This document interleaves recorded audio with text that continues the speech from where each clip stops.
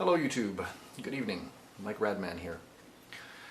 June 6th, 2010. The last time I spoke about Gaza was 18 months ago. I'd hoped that things were beginning to improve there, but sadly not. Now of course the whole thing about the Palestinians and the Israelis, neither side is really trying to settle their differences in any meaningful way. Not helped, of course, by the ultra-Orthodox Jews who decide to set up a great settlement in the middle of Arab towns, or indeed start building on the edges of Arab towns, encroaching on them. And of course the Palestinians are not entirely blameless themselves. While the Hamas may be in power democratically, there are of course questions around how they actually won the election. Regardless, the Israelis say they will never negotiate with Hamas. Hamas, of course, would like the end of Israel altogether. A very difficult situation. Now, I woke this morning and watched the CBC national news from last night, because I missed it last night, because I had other things to do, better things to do than watch the news. However, they were speaking, of course, of the possible arrival of the Rachel Corrie, an Irish boat headed for Gaza. Now the Irish government had asked the Israelis to allow the boat to dock. Apparently the Irish knew what was going to be on board and knew that it didn't contravene any of the particular restrictions that Israel had placed upon humanitarian aid heading for Gaza. However, Israel came and boarded the boat this morning and took the boat off to Ashdod, which is a port in Israel. Now, of course, taking the boat, there were no casualties, there was no scuffle. They basically said, okay, fine, take the boat, it's fine. And the CBC decided to interview one of the members of the Israeli Ministry of Information. Quite an Orwellian oxymoron right there, but never mind. One of the things he was talking about was, we can't allow ships just to go to Gaza. How could we check the contents of them? And his other quote was, anyone who runs a port will understand how difficult it is to check things. Of course, the whole point that Israel is trying to make is that they're trying to prevent non-aid ships from getting into Gaza, i.e. ships from Syria or Iran or wherever carrying arms. Their big claim is that Iran really wants to send long-range missiles to Hamas in Gaza. Of course, this is complete madness, but regardless. So their point basically is that they have to check everything that's going into Gaza. So all of this aid being sent over to Gaza, of course, is going to have to go through the Israeli customs controls.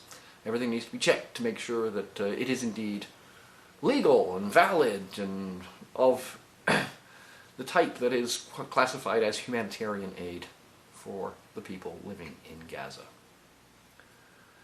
So if they're not going to be able to kill the Palestinians outright, they'll kill them by thousands of cuts. Paper cuts, perhaps. Except for one small problem. Here's one of the things that's not allowed into Gaza. It's not humanitarian aid. A4 paper. Not allowed. Not allowed to have paper. In fact, you're not allowed to have writing instruments. So, crayons, coloring pencils, no good. Can't have those. Let's say, for instance, I decided to walk into Gaza carrying this little bag here. This little bag is full of pencils and coloring pencils and crayons and so forth, because occasionally I like to draw. However, this is allowed. It's a paintbrush. That's no problem at all. But this isn't, even though this is actually a watercolor pencil. Long story, you wet it and it looks like watercolor. So I could be arrested for carrying this little bag into Gaza. I may give it to someone. Breaking the blockade. Now I'm going to include at the end of this a full list of everything that is not permitted, according to the Israeli government. This, for instance, notebook. Not allowed. Not allowed to have that. That's, that can be used for terrorist purposes, I'm sure. Yes. Can't be letting those in. Terrorists might take the spine out and make a dagger out of it or something. Or indeed a hardcover notebook like this. No, no, we don't want anybody writing. That would be insane. They'd be able to pass notes to each other and plan what kind of attacks they would like. Now the most ridiculous ones, of course, are these. Chocolate. Chocolate's not allowed. Not on the list. Vinegar. You're not allowed to have vinegar in Gaza. Now there's a very good reason for this. Having having occasionally created quasi-explosive devices as a child, I know that if you mix vinegar with sodium bicarbonate, you can make a rather big bang. So perhaps that is justified. You can't be having acids going in. Of course, it wasn't vinegar, it was sulfuric acid, but you get the idea. But the biggest of all, the biggest problem, they don't want these things in there. There's no way this is getting into Gaza. The smallest possible thing. Seeds. You're not allowed to have seeds in Gaza. You might go and grow your own food. The list is quite long. Not allowed to have sage. Nope. Can't be doing that. Can't be having any nice, anything to make your food taste good. Can't have fresh meat. Can't import cardamom. Cardamom is used in the Middle East for making Turkish coffee. Very nice, particularly on a hot day. Can't have cumin or coriander or ginger. Nothing to make anything taste good. Can't have jam, halva, vinegar, nutmeg, chocolate, fruit preserves, seeds and nuts. Biscuits and sweets. Can't have those little Gaza children actually having a good time. Potato chips, gas for soft drinks. Dried fruit, plaster, tar, wood for construction, cement, iron, glucose, industrial salt. Plastic, glass or metal containers are not allowed. Well, I guess they don't need to worry about being poisoned by plastic then. Industrial margarine, tarpaulin sheets for huts, fabric for clothing, flavor and smell enhancers, fishing rods, fishing nets, buoys, or ropes for fishing. Well, of course, they don't want anyone fishing off the docks at Gaza port. Nylon nets for greenhouses, spare parts for tractors, dairies for cow sheds. Irrigation pipe systems, not allowed to irrigate, can't be having you grow food, no way. Ropes to tie greenhouses, planters for saplings, heaters for chicken farms.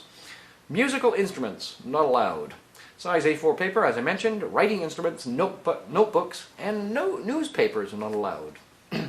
Toys are not allowed. Sorry kids, can't have any toys. You might turn it into a IED or some nonsense like that. You know, little remote control car. Put a ball on top of that, drive it up to a Jeep, blow something up. Yeah, right. Razors, sewing machines, and spare parts. Now razors, I really don't get, but anyway. Sewing machines and spare parts, heaters, horses, donkeys, goats, cattle, or chicks. Can't be growing your own food. This has nothing to do with terrorism. This has to do with demoralizing the entire population. Now, the Jewish people learnt a very valuable lesson during World War II, but the Nazis forced them to live inside ghettos in major cities. They're returning the favor. Something has to stop here. Now, a solution that I thought of may not be a great one, but perhaps the aid convoys could be sponsored by governments. So the ships going in could be carrying, for instance, the Canadian flag, not have any protesters on them. Just carry, say, 10,000 pounds of aid from Canada. Canadian government doesn't even need to come up with the money for that. I'm sure there's enough people that will donate. And of course the Canadian government could tell the Israeli government, look, we've already checked what's in here. None of it is on your prohibited list. Let us come in. Will Israel go for that? No. Instead, they're going to hold everything up in a bureaucracy. As more food and aid arrives, it will take longer and longer to get to the people of Gaza. I really wish the CBC would do their investigative reporting a little better. This list is madness. Peace, love, understanding. Think about things.